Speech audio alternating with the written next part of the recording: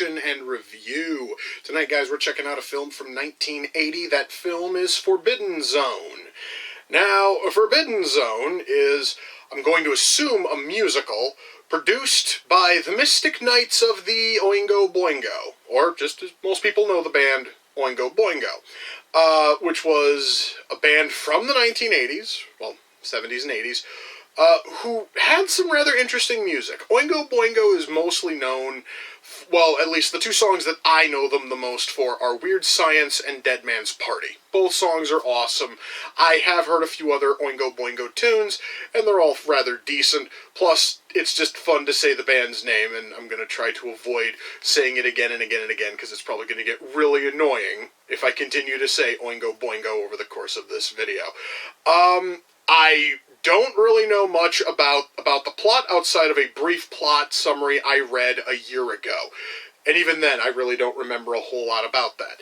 I do know that the Blu-ray I was given came with both a black and white version of the movie and a color version of the movie, and there's a reason for that. The movie was originally shot in black and white, and at some point somebody decided to have it colorized. So I had to decide if I was going to watch the black and white version or the color version for this series. And I flipped a coin, and the color version won. God help me, I really hope that the fucking colorization is decent. I have no idea. It could really be absolutely horrendous. But really, I'm focusing more on the movie itself. I'm hoping for this thing to be decent. I really, really am. I want this movie to be a fun, entertaining film, but I just don't know. The only way I'm going to find out, guys, if this thing is any good at all, is if I shut up and I push play. And I'm going to do that right now. So, without further ado, it's time to kick back, relax, and check out Forbidden Zone. Alright, guys, I'm going to say this right now. I have no fucking clue what the hell's going on in this fucking movie. I have zero clue what the fuck I am watching. But, normally, that means that I hate what I'm watching. Not the case here. I'm loving this thing. There's something almost charming about the batshit insanity I'm watching right now. I understand the movie has just started, and it might begin to make sense as I go on. Either because the movie will start to make sense, or because my mind will have turned to gravy by that point. I don't know. But either way, I don't know what the fuck is going on, but at least I'm enjoying the mind-numbing whatever the fuck it is I'm seeing here. And that's certainly cool. Good news, guys. This movie's starting to make a little bit of sense to me. I don't know if that's because the movie itself is making sense or if I'm just slowly going mad, but either way, at least it's making a little bit of sense. And, even better news, soundtrack is fucking amazing in this thing. I've loved it since the moment the film started, but man, the music is just getting better with every passing scene. Again, I really don't know if that's because the music is itself genuinely good, or if I'm just going slowly insane watching this, but either way, I'm liking what I'm seeing, and that is all that really matters. So, Squeeze It Henderson is now talking to chickens. No, guys, there really isn't a whole lot of context to that, just the character Squeeze It, who we've seen throughout most of the film, was just talking to a chicken, and the chicken was talking back, and it still kind of made a little bit of sense. Oh my god, I really do believe that this movie is driving me fucking nuts. Mind you, I am not fucking bitching, because at least this trip into fucking lunacy is fun, but still, just, there shouldn't be sense to a man talks to a chicken and the chicken answers back. Yet, that makes total sense to me right now. Feels very odd.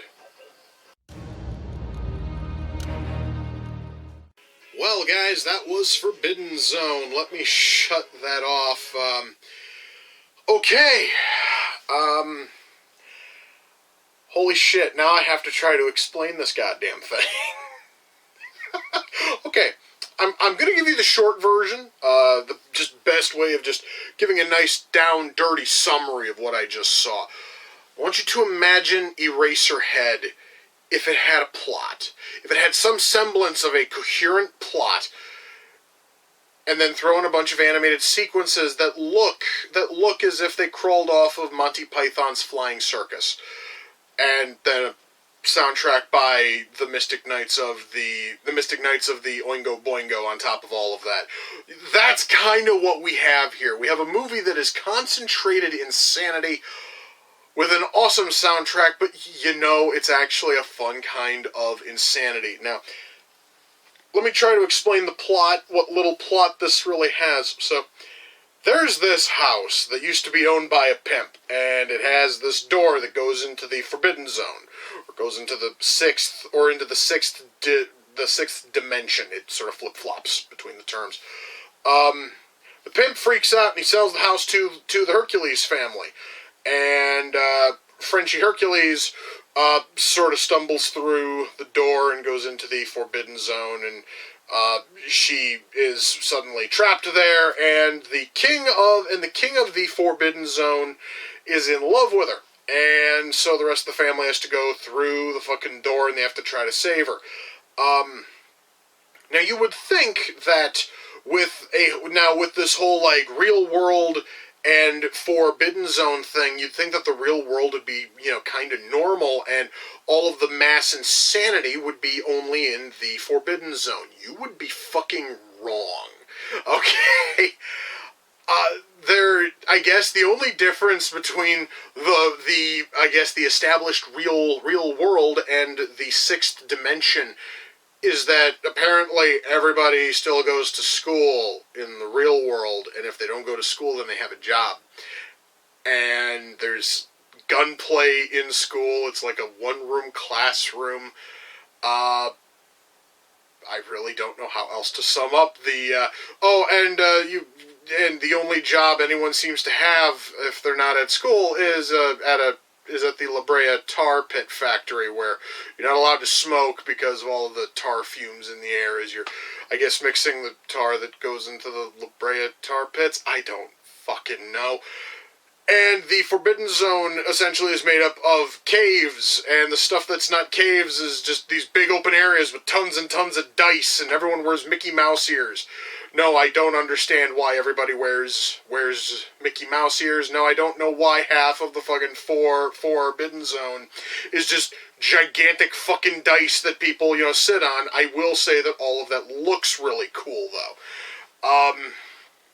Oh, and when you go through the door going into the Forbidden Zone, you basically run through a series of tubes and intestines and all of this, and then you literally get shit out into the Forbidden Zone. You literally come flying out of an ass with gigantic brown pillows, which apparently are supposed to be turds, which was actually kind of sort of cool. So I mentioned that there's a king in the fucking Forbidden Zone who is smitten with Frenchie. The queen is pissed off. The old queen previous queen, the king's fucking ex, is in a cell somewhere because he couldn't bring himself to kill her. And there's a bunch of shit. It really doesn't make a whole lot of sense, guys. There are moments when you watch this thing where you're gonna have like a moment of clarity and shit is gonna kind of make sense. And that feels so odd considering the fact that nothing in this film should logically make a lick of sense, but it kind of does. I mentioned the scene where Squeeze-It Henderson is talking to a chicken, and the chicken is talking back to him. We actually get to see a back and forth dialogue between a man and a chicken. The dialogue was actually dubbed in to match as the chicken's beak is kind of moving a little bit. It looked really fucking creepy. But... in almost any other movie, a scene like that wouldn't make a fucking drop of sense, but here, it almost makes perfect sense. Because apparently Squeeze-It Henderson is locked in that room all fucking day, and he's with the chickens, which is why he's always squatting and flapping his arms and shit, because apparently he thinks he's part chicken. and he's got a twin brother who thinks he's a woman who's in the Forbidden Zone and loves to be tortured and punished and violated in ways that human beings probably shouldn't want to be violated.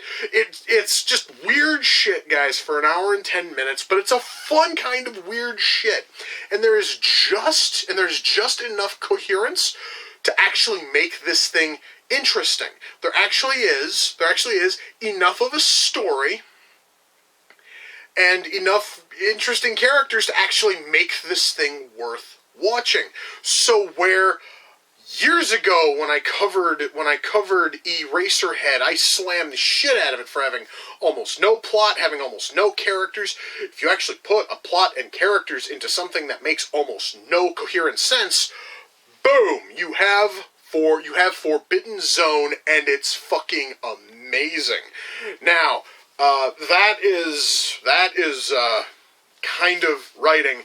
I will say that the characters are certainly fascinating, and we are given enough. We are given enough background on most of these characters to actually make it kind of interesting. The ones who we don't get a whole lot of background on are, well, background characters, and they're basically there to just be fucking weird, and that totally works. Writing here is interesting. I am certainly not about to say it's good, but it is certainly a nice. It's certainly a nice It is a very entertaining story, and I did enjoy the way that it was written. So yeah, writing here is going to get a total pass from me. Acting. Here's the thing. Most of the people in this movie can barely act. And I wouldn't want it any other way. You see, I think part of the reason why this thing feels so weird is because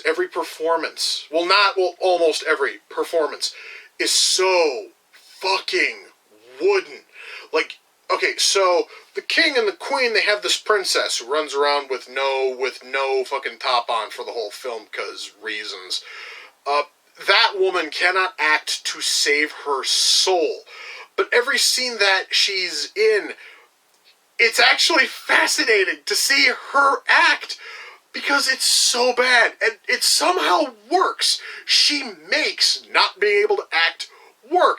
Now, you could probably think that it's just simply, because you're not really supposed to focus on her acting, you're supposed to focus on her tits, but still, the very fact that she's out there and she's reading lines and she's putting zero effort in, it kind of works. In fact, I'm going to tell you right now about the only actor here I honestly thought did a great job was the only actor I actually knew, and that was Hervé Villechaize, whose biggest role was playing the midget on Fantasy Island. He plays King Fausto of the Sixth Dimension, and he's great here. But of course, I've seen Hervé in other films, and he's been great in every work I've seen him in. So he honestly is someone who you can totally go to if you're looking for a great actor.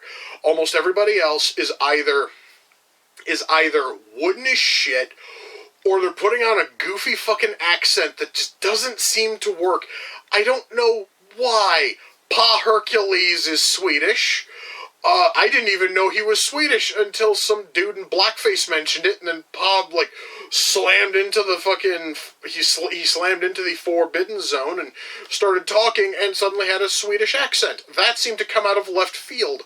But you know what? It kind of worked in its own goofy sort of way. Really, guys, the acting here...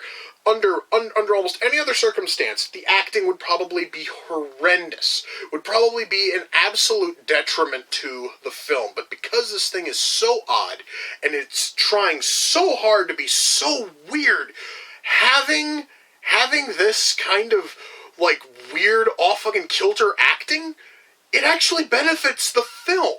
And it works so well. I really liked what I saw here in terms of just general acting. Even though similar to the writing, under almost any other circumstance, something this horrible would be slammed by me. But honestly, it all comes together and it all works incredibly well. Animation. I have to talk about the animation. The animated sequences here were done by a guy named John Muto. or Muto. I'm going to go with, Muto. I certainly hope I'm pronouncing that correctly. And what John did here was he created these animated sequences, and they really do look like Terry Gilliam's work from Monty Python. So, and it's so fucking much so that you look at it and the first thing that pops into your head is Monty Python. And it looks amazing. It's probably one of the high marks of this film is the amazing animated bits as people are going into the Forbidden Zone, as well as all the other little goofy random animated things that pop in. It all looks awesome, and it really helps just punctuate just the sheer strangeness of this movie, because it looks so odd. That again is something that was known with Terry fucking Gilliam's animations, and it certainly works here with Muto's animations. It seems so weird and so odd, and it helps set the mood incredibly well. Animation here is amazing.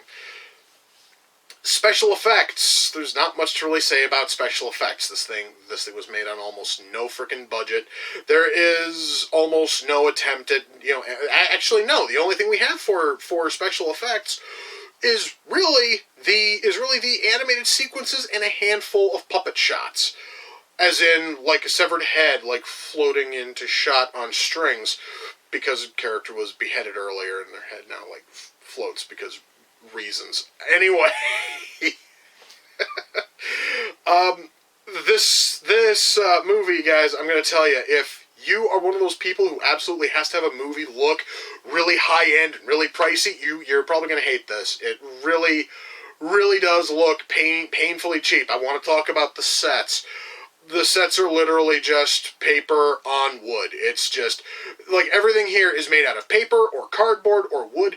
The cave walls in the Forbidden Zone is just crumpled fabric, just dangling, and you wouldn't even know that unless characters were bumping into it and all this other shit. Oh, special effects. There is also the costuming. There actually is a human frog hybrid inside of the Forbidden Zone. It's literally just a dude with a giant frog-like mask on, and the mask looks awesome, and the eyes actually like move on it and shit. It looks really cool, and it really does help sort of set the, like, oddness mood of the sixth fucking dimension. In fact, actually, I noticed the whole cave walls are just cloth because the frog was supposed to be following the king, and the king was, like, looking over, like, a bunch of women who were down there, again, because reasons. Nothing in this movie really has a justifiable reason. I guess I should stress that. And the frog is trying to hide behind these women, and his giant bulbous head, like, basically kind of sort of like brushes up against a little bit of the cave wall, and you can see like the whole thing kind of sort of fucking like a ripple. It looks really cheap, but once more, everything here looks fucking cheap. There are scenes where people are diving through windows in the fucking schoolhouse. The window is literally just paper. They're basically diving through a crudely drawn window on a piece of paper, and it looks really fucking cool. The whole thing, guys, has this look of just being essentially a stage show filmed. And that's awesome. I totally dig it. Well, really cheap stage show caught on film. And I totally dig that. It's awesome. It's cool. I am in no way about to fault it, but I do know that there are people out there who are really shallow and things have to look flashy and big and ooh and awesome. You're not gonna have that here. This thing here looks painfully cheap. And similar to the kind of shit acting, I wouldn't want it any other fucking way. This thing has a fantastic look, it has a fantastic feel, it has a fantastic sound. Let's talk about music. This thing was a movie by the band Oingo, Boingo, and they have a bunch of songs on here. Every song here, and it doesn't matter if it's their music, it doesn't matter if it's shit that's like playing in the background and people are fucking lip fucking syncing to it, it all sounds amazing. The music here is awesome. I'm gonna have to go and download the fucking soundtrack to this thing, because I loved about 99% of the fucking songs. There's maybe like one or two background pieces of music. Not even actual, like, primary songs. Like, shit that's, like, playing in, like, background shots that I just wasn't really digging. But everything else here was amazing. I loved the music here, guys. And, I have newfound love for the band Oingo Boingo. I'm gonna have to look into even more of their fucking music now, outside of like the 5 or 6 songs I've heard prior to jumping into this thing. Ultimately, guys, when all is said and done, am I able to recommend Forbidden Zone? Fuck yes, I can. This thing is pure, concentrated insanity. And you're gonna probably have a little bit of an iffy fucking time for like the first like 20 minutes trying to really get your fucking footing on how everything in the world works. But god damn it, as soon honestly as everything begins to click and everything begins to make sense and you begin to question your own personal sanity, this thing starts getting really good, really fast. I loved it. And I guess I should offhandedly mention, because I watched the colorized version of this, and the colorization job done was amazing. I've never seen this thing in black and white, but my god, I really don't think I could ever watch it in fucking black and white, because the colors popped so well. The colors really helped bring everything out. It looked amazing. I cannot ever imagine this thing being in fucking black and white, yet that is how it was originally released. And that blows my fucking mind, man. Anyway, that honestly is just sort of like an offhanded comment. Once more, I can totally recommend this. At some point, I probably am going to watch it in fucking black and white, just simply to see how it fucking looks. I am really curious. So yeah, guys, I can absolutely recommend this thing. If you have not seen it, check it out. I do not care if you have to rent it, if you have to buy it, if you have to download it. You need to see this thing. It is fucking awesome. Now, Forbidden Zone came off the Amazon wish list. The person who sent it in was Daniel, and you can find his Instagram page. I actually have this written down. You can find his Instagram page at instagram.com/KimJ1990. Swing over there, check out anything he has. Daniel, dude, I thank you. I was really curious about this thing, so much so that this actually was on the bracket for last year's tournament, the tournament for episode 500, and it sadly lost. But I finally got my chance to watch it now, and holy shit, I really wish that it would have won that fucking tournament, or at least placed, so that way I could have watched this thing sooner. It was fucking amazing. I loved this thing.